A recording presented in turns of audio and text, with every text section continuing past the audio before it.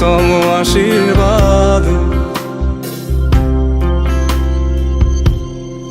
যখন স্বর্গদ্বারে একা দাঁড়াবো তার অপেক্ষায়, যেন আমার অভ্যর্থনা তাকে করে অনুতপ্ত। জানি তখনও সে আমার হবে না, তবুও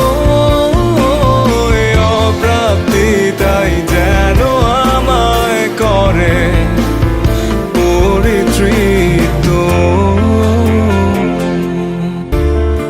আজ কোনো অনুভূতির গভীরে যেতে চাই না আর কখনো, যেখানে নিঃশব্দ কান্নায় স্বরচিত হয় একান্ত